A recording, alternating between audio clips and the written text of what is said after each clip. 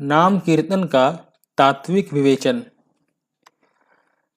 श्री राधा बाबा प्रायः साधकों के पत्रों का उत्तर दिया करते थे और साधक अपनी जिज्ञासावश उन्हें पत्र लिखा करते थे। उन्हीं कुछ पत्रों में से एक पत्र है, एक सज्जन को बाबा उत्तर दे रहे हैं नाम संकीर्तन का विवेचन करते हुए, तात्विक विवेचन करते हुए। उन सज्जन का नाम है श्री हरि कृष्ण दास जी। बाबा अपने पत्र में उनको लिख रहे हैं कि प्रिय श्री हरि कृष्ण दास जी, सस्नेह यथा योग्य, आपका पत्र यथा समय प्राप्त हो गया था। मैं एक मास में मात्र एक दिवस ही पत्रों का उत्तर दिया करता हूँ। पिछले मास पूर्णिमा में श्री भाई जी हनुमान प्रसाद जी पोद्दार के साथ यात्रा में था, अतः वहां पत्र लिखने वाले की सुविधा नहीं होने से पत्राचार नहीं कर सका। पट्टी पर पत्र लिख कर रख देता हूँ, कोई सुविधा अनुसार उसे लिपिबद्ध करता है तभी पत्र प्रेषित हो पाता है। अतः विलंब के लिए क्षमा प्रार्थी हूँ। इस प्रकार के विलंब होने की भविष्य में पूरी संभावनाएं हैं। आपका पत्र गूढ़ साधन संबंधी है, अतः खूब समझकर ही उत्तर दिया गया है। आपको उचित एवं रुचिकर लगे तो ध्यान दीजिएगा, अन्यथा फाड़ कर रद्दी की टोकरी में डाल दीजिएगा। मेरी समझ में जब तक जीव पूर्ण स्वतंत्र नहीं हो जाता, तब तक संपूर्ण साधनाओं का यंत्र मन ही करता रहता है। मन के द्वारा ही भक्ति, ज्ञान अथवा कर्मयोग सभी की साधना संभव है। मेरी समझ में साधक को प्रारंभ में मन को निरुद्ध करने की चेष्टा कदापि नहीं करनी चाहिए। अनेक अधकचरे लोग प्राणायाम के द्वारा प्रारंभ में ही कृत्रिम उपाय से मन को निरुद्ध करने की चेष्टा करते हैं, परंतु मेरी दृष्टि से ऐसे सभी साधकों को हानि ही हुई है। मुझसे एक योगी मिले थे, वे अपने को योगाचार्य कहते थे और वे अपने शिष्यों को यही उपदेश देते थे कि मन को मार बेड़ा पार। क्या मन को मार और बेड़ा पार? परंतु उनकी विक्षिप्तता दशा हो गई थी, यानी वे अपने ही साधना से विक्षिप्त हो गए थे। अतएव कृत्रिम उपायों से मन को निरुद्ध करना सर्वथा अनुचित है। मन को निरुद्ध करने की चेष्टा न कर उसे शुद्ध करने पर ही यह समझ में आता है कि साधक के अध्यात्म जीवन में मन का कितना महत्वपूर्ण उपयोग है। बिना वशीभूत किया चंचल मन, मन साधक का रिपु है, यानी चंचल मलिन मन साधक का रिपु है और निज वश में किया हुआ निर्मल मन ही उसका परम मित्र है। श्रीमद् भागवत में भिक्षु गीता में भगवान भिक्षु के माध्यम से यही कहते हैं कि मेरे सुख अथवा दुख का कारण न ये मनुष्य है, न देवता है, न शरीर है और न ही ग्रह कर्म अथवा काल आदि है। श्रुतियां एवं महात्मा जन मन को ही इसका परम कारण बताते हैं और मन ही इस संपूर्ण संसार चक्र को चला रहा है। मन सर्वदा ही चंचल है, सर्वथा ही अस्थिर है और सर्वदा ही भ्रमणशील है। इसका एक मुख्य कारण यह भी है कि मन में सभी समय एक अभाव जग रहा है। उसकी जो कामना है, उसकी जो तृष्णा है एवं अतृप्ति, वो तो अनंत है, वही उसको शांत नहीं रहने देती है। मन को मांग है अनंत ऐश्वर्य, अनंत ज्ञान और अनंत आनंद की, यही मन का भोजन है। इसको मन न पाकर मन तो हाहाकार कर रहा है, उसका अभाव ही उसका चांचल्य है। मन एक क्षुधा, भूख, तृष्णा निवृत्त होते ही उसकी चंचलता सदा सर्वदा के लिए निवृत्त हो जाएगी। मेरी दृष्टि में मन चाहता है श्री कृष्ण को। कोई उन्हें परमात्मा, ब्रह्म, राम, भगवान, नारायण, शिव, शक्ति कुछ भी कह ले, मन इन्हें ही चाहता है। श्री कृष्ण ही मन के सखा है, प्रभु हैं, उसके प्रियतम है, पति हैं, सर्वस्व हैं।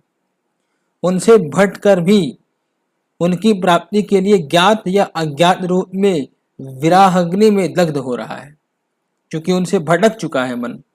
और मन सर्वत्र एकमात्र उन्हीं का अन्वेषण कर रहा है। जागतिक वस्तुएं जो भी उसके सम्मुख आती हैं, वह उन सभी में श्री कृष्ण को खोजने का प्रयत्न करता है, परंतु जब उन सभी को क्षणभंगुर, असत, अभाव भरी, अपूर्ण, अतृप्ति बढ़ाने वाली एवं दुख रूप देखता है तो अतृप्त होकर भागता है। यह सत्य है कि मन श्री कृष्ण ही है। भगवान स्वयं अपने मुख से गीतोपनिषद में कहते हैं कि इंद्रियाणाम मनश्चास्मि, अर्थात इंद्रियों में मैं मन हूँ। फिर भी मन इसे भूला हुआ है, वह बहिर्मुख है और श्री कृष्ण की ओर से विमुख है। अतः हरि कृष्ण दास जी, साधना का मुख्य उद्देश्य ही है मन को अंतर्मुख करना। अनादिकाल से विश्व में दो प्रकार की शक्ति प्रवाहित हो रही है। जिस बहिर्मुखी शक्ति में प्रवाहित और पतित होकर मन बाहर की ओर गतिशील है, वह है अविद्या शक्ति, और जिस अंतर्मुखी शक्ति के प्रवाह में मन पतित होकर अंतर्मुखी होता है, वह है विद्या शक्ति। दोनों मूल में एक ही हैं। इस विद्या शक्ति को ही ज्ञानी विचार विवेक कहते हैं। तांत्रिक शब्द शक्ति कहता है, भक्त नाम कहता है। विज्ञान की भाषा में विशुद्ध व्योम तत्व में विचार अथवा संकल्प स्वभावतः ही होता है। माया के स्पर्श से व्योम के कलंकित होने के कारण उसमें क्षोभवश वायु की उत्पत्ति होती है। वायु की वक्र और कुटिल गति से सरल निनाद खंड खंड होकर विभिन्न वर्ण रूपों में अभिव्यक्त होता है। वह वर्णमाला, चाहे वह किसी भी देश की भाषा में व्यवहृत हो रही हो, सब वायु का ही खेल है। इसी से विशुद्ध चैतन्य प्रवाह में विभिन्न वृत्तियों का उद्गम होता है। वह सब मन को आबद्ध एवं विक्षिप्त करता है। मन की वृत्तियों की चंचलता से ही मन आत्मविस्मृत होकर असंख्य विक्षेपों की क्रीड़ा पुतलिका के रूप में परिणत हो जाता है। उसका आत्मविश्वास और आत्मवश भाव अथवा भगवद्दास भाव छूट जाता है। इसकी निवृत्ति का मुझे तो एक ही उपाय समझ में आता है कि उसे ज्ञानियों की भाषा में शुद्ध चैतन्य प्रवाह में डाला जाए और मेरी भाषा में श्री कृष्ण नाम संकीर्तन प्रवाह में डाला जाए, अथवा श्री सेठ जी, श्री जयदयाल जी महाप्रभु की भाषा में सत्संग प्रवाह में डाला जाए। तभी उसमें श्री कृष्ण स्मृति अथवा आत्म स्मृति जागती है, अर्थात वह घोर माया जनित मूर्ता से जाग सकता है। तंत्र की भाषा में शुद्ध नाद, मेरी भाषा में श्री कृष्ण नामामृत की धारा ही निर्मल चैतन्य का देहाश्रित प्रकाश है। विशुद्ध व्योम में यह भगवान नामामृत निरंतर हो रहा है। इसी कारण मन और नाम जप का ही अनुवर्तन करना चाहिए। एक बार एकमात्र सही शुद्ध नाद का आश्रय मिला नहीं अथवा श्री कृष्ण नाम संकीर्तन का रस चखा नहीं और उसको निरंतर धारण कर सकने की योग्यता प्राप्त हुई नहीं कि मन की यह आपाततः विकल्पता मिट जाती है। वह विकल्प शून्य होकर चेतन कृष्ण नाम की धारा में बहने लगता है। वह फिर वृत्तियों के विकल्प जाल में नहीं फंसता है। इसी से मैं तो किसी के भी मन को शुद्ध विद्या भाव भावित अर्थात अंतर्मुखी करने का एक ही साधन संकेतित करता हूँ कि वह नाम जप साधना करे। नाम श्रवण के साथ यदि यह नाम जप होने लग जाए तो मन की वृत्ति शीघ्र अंतर्मुखी हो उठती है। भगवान नाम, चित ज्योति और भगवद रूप का अभ्युदय क्रमशः यही साधन की उन्नति का स्वरूप है, अथवा यूं कहें कि यही सम्यक पथ है। इस नाम साधना के अखंड अभ्यास के प्रभाव से ऐसी अवस्था का स्वभावतः ही उदय हो जाता है एवं तब यही धारणा दृढ़ हो जाती है कि यह नाम मात्र मेरे हृदय से ही स्फुटित नहीं हो रहा है, अपितु हृदय से लेकर समस्त जगत, क्षुद्रता से लेकर बृहत्तम सत्ता पर्यंत प्रत्येक वस्तु में वह नाम सम रूपेण व्याप्त है। इसके पश्चात अंततः स्थित चित ज्योति का स्वभावतः जागरण होता है।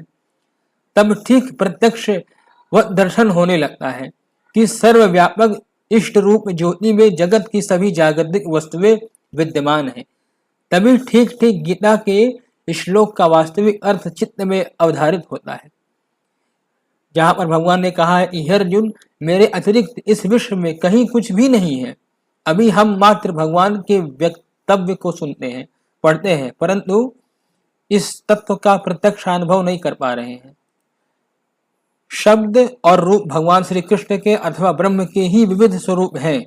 नाम साधना के द्वारा यह ठीक अभिव्यक्ति हो जाती है कि भगवान एवं भगवान का नाम, भगवान की शक्ति एवं भगवान अरूप आकार सब कुछ एक ही है। भगवान का रूप निजो बोध रूप चैतन्य ही है। इस निज बोध रूप चैतन्य में ही मन अपनी कल्पना के अनुसार रूप का गठन कर लेता है। निज बोध रूप ज्योति से ही दिव्य चिन्मय रूप का प्राकट्य होता है। मेरी तो इतनी ही समझ है कि नाम स्मरण अथवा संकीर्तन से भगवान के अनुग्रह से धीरे धीरे सत्य का पूर्ण अनुभव द्वार खुल ही जाता है। और क्या कहूँ, सबको सप्रेम यथा योग्य। समाप्त।